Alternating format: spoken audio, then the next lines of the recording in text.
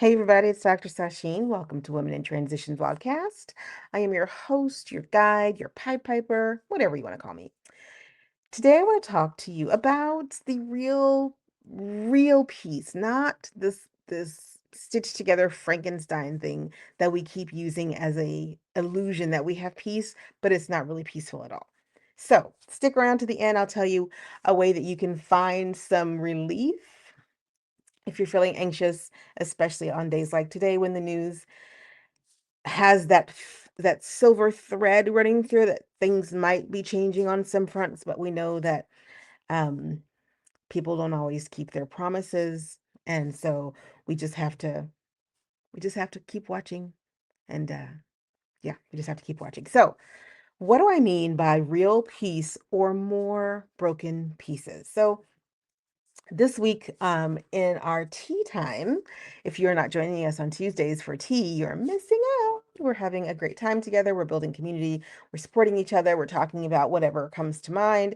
And we're carving out a place of peace, hard barrier around it this time for in your week. So if you're looking for a spot for that, join us Tuesdays on live stream on YouTube and come hang out, have a cup of tea or apple cider because the weather's changing, or coffee if that's your bag, whatever the case may be. Come and join us if you're a woman over the age of, whatever, looking for a community to be a part of. Mary Shelley wrote this amazing book called Frankenstein, which is a horror story. And there have been many movies written or many movies shot about Shelley's, monster. But it's not really a monster story, right? It's definitely a horror story, but the horror is more psychological than physically tangible, even though Frankenstein is a horrific monster, right? So Shelley writes this novel about Frankenstein and this doctor who keeps putting this creature together from the dead parts of other people. And when I think about that story, and I think about that story a lot, not because it's particularly my favorite of the horror genre movies, but it's an excellent book. If you've never read the book Frankenstein, then I would highly recommend that you read Mary Shelley and and let her walk you through the mind of her monster. Anyway, as I was saying, hang on, I want to look something up real quick. So, can you even still get? They've made so many films, the best of which I think was with Winona Ryder and Keanu Reeves and Gary Oldman, but that's just me again. Okay, so in keeping with this idea of putting things back together, Victor Frankenstein was putting together this monster. He was this alchemist in some ways, and he's putting together his monster by carving out dead pieces of things and stitching them together, and then looking for something to help him bring this dead thing back to life or to life. I hope you can start to see where I'm going with this. Because far too often, especially in times of crisis and high anxiety, instead of looking around at where we can find a path to real transformative peace, the kind of peace that literally changes our lives from the inside out and becomes a light for ourselves in the darkness. If it's a light for other people, more power to them, but really it becomes the light for us that we can follow out of the darkness. Instead of doing that, we do a lot of what Victor was doing, which is we are looking for the dead pieces of things that we can stitch together into this amalgamation of peace. And then we hope that something and someone will come along to infuse into it life. Why are you trying to bring the dead back to life? Why are you trying to bring the dead to life at all? The creation of Frankenstein wasn't just a monster, but it's a parable, right? It's a story. It's a cautionary tale of our focus and fascination on that which doesn't serve us anymore because we don't want to do the really transformative work of truly finding peace in our lives. And what does that mean? What that means is instead of doing the Venn diagram work, back, instead of doing the Venn diagram work of figuring out your sweet spot, what do I want? What do I have to do? What do I need to do? And finding the sweet spot. Far too many people um take the husks of their failed patterns, relationships, um, jobs, whatever, and they carve out a piece of that deadness and try to stitch it to something new. And then they wonder why the new thing isn't bringing them peace at all. The new thing isn't bringing them the peace that they're hoping to find. And it's because peace is not easy. It is work. Real peace requires a coalition of agreement, right? Real peace requires putting down the things that are disruptive of our peace. Real peace requires us walking away from the broken pieces that we have scattered behind us and saying, I cannot fix that back there. I cannot fix it, but I can repair the damage to me and then find the path that moves me forward into the next best thing. Right? So far too often, we are encouraged to keep looking backwards for the solution to the issue of the moment and hope that solution will carry us into a future without the drama of the past. But what happens is that we just bring this shit from the past right on to the present, wonder why it's not working, but still use the same old, and then when we're off in the future, which is now the present, we're wondering, well, how did we get back here again? We got back here again because we were more focused on resuscitating the dead past than we were actually charting a real future. So, where do you find yourself these days? Do you find yourself lamenting still that which we have obviously broken in the past, some things that are obviously broken that cannot be repaired, things that are no longer viable or necessary or useful to you?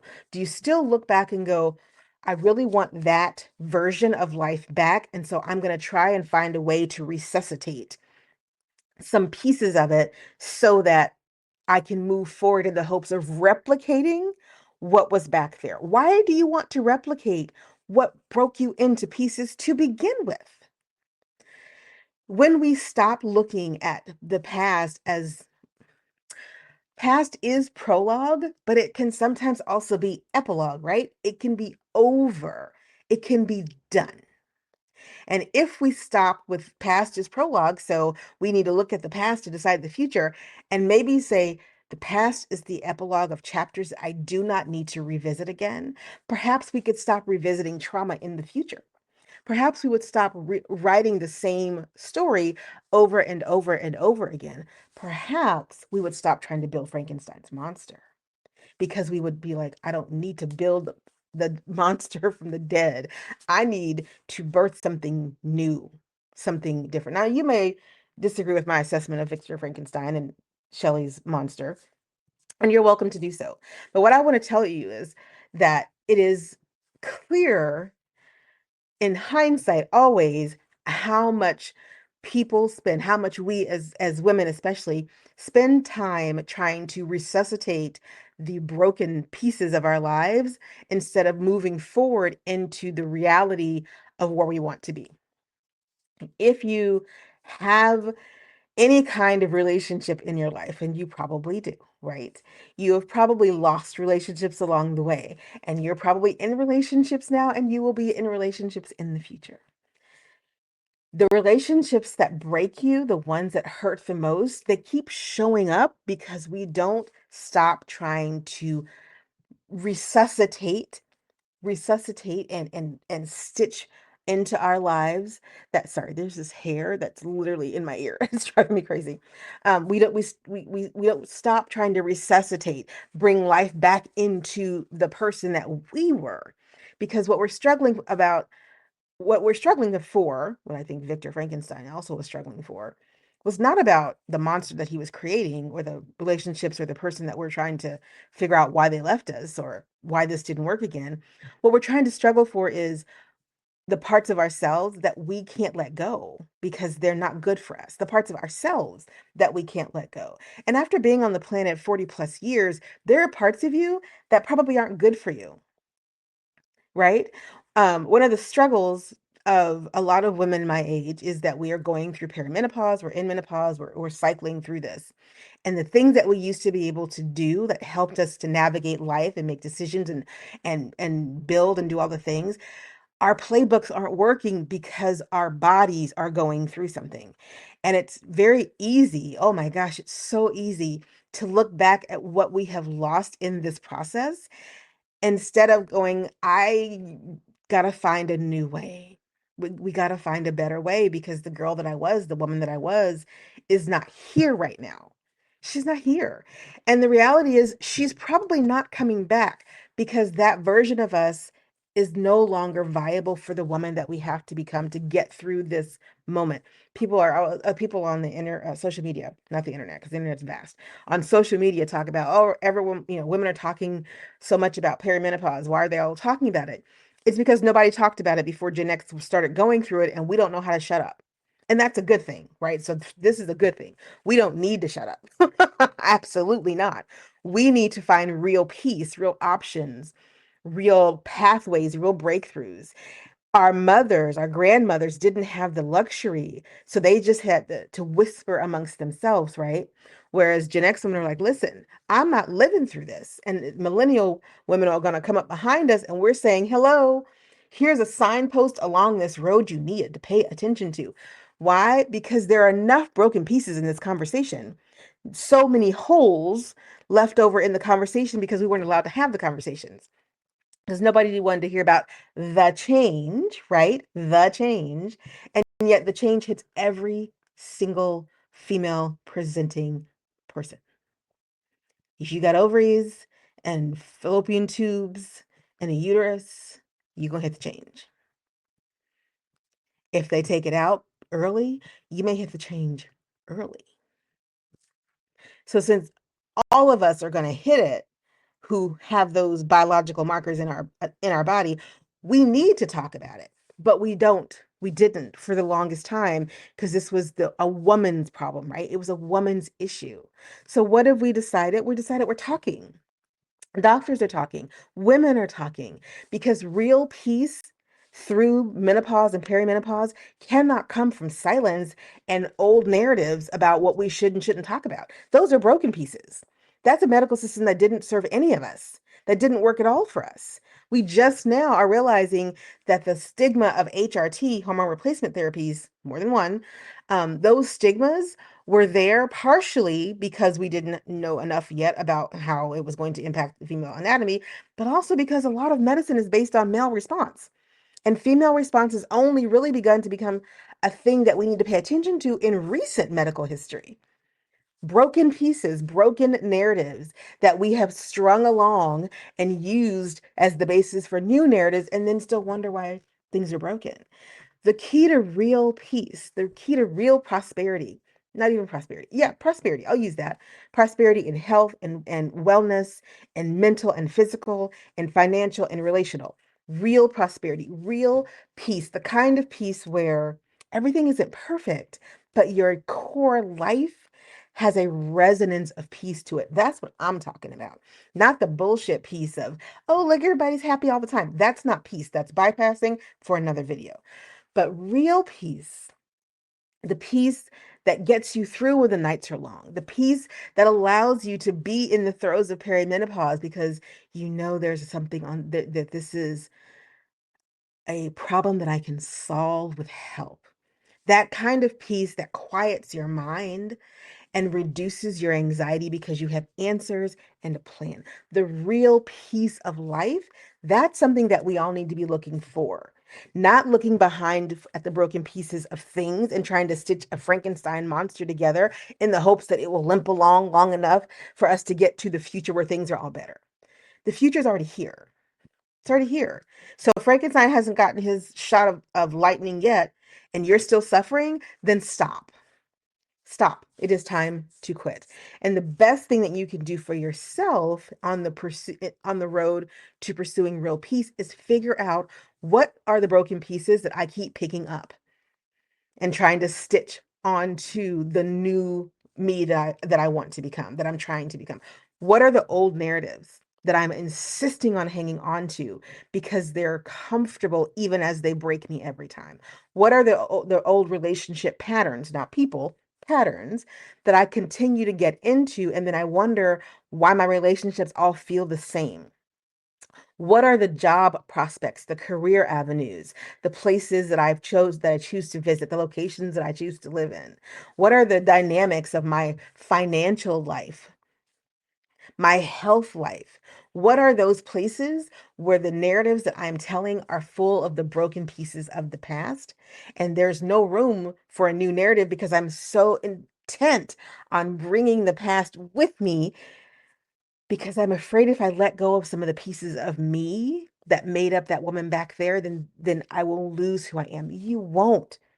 You won't. The beauty of still being here in this big age that we are, whatever your big age may be, is that rebirth and renewal are our birthright. We get to do, if the body gets to do it every 7 years with new organs and new skin, why can't you do it?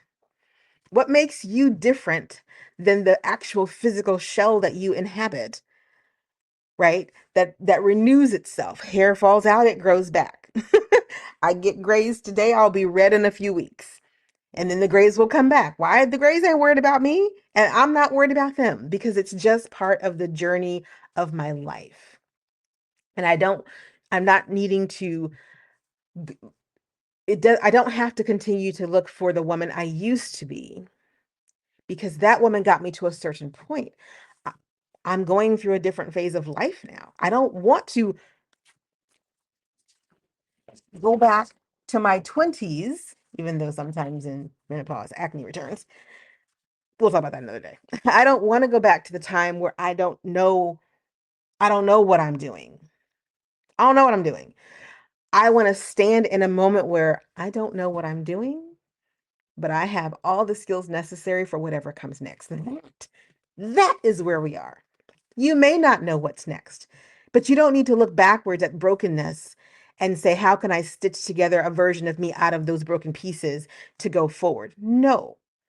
Heal that which is broken in you, set new patterns down, unplug your triggers, take out the trigger button, right? And decide that the way forward is towards a peace that defies your circumstances. Again, not woo woo woo. All I'm happy every day and everything's fine. But the kind of peace that when the shit hits the fan, the chips are down, the crises are rising, when life is lifing, you are still where you are. You don't have to bypass pain in order for peace to be your main state of being, right? Pain is just is a part of living. Things are going to hurt sometimes. You don't have to bypass that. You don't have to dwell in it though, right? You don't have to bypass it. You don't have to dwell in it. What you do have to do is correct and heal the pieces of you that require pain to function. Because far too many of us are requiring pain to function. And then we seek out pain because we don't know how to function without it. That is what I mean by we're just looking for more broken pieces. We will break ourselves wide open to feel pain because pain gives us purpose. That is painfully wrong. Pain is not where our purpose needs to lie. Peace is where our purpose needs to lie. And I don't know about you, but part of my journey through perimenopause and into the third and fourth chapters of my life are are focused on how do I make my life bigger, more expansive, more peaceful, and not bring the patterns forward that thrive on pain because I don't have time for this anymore.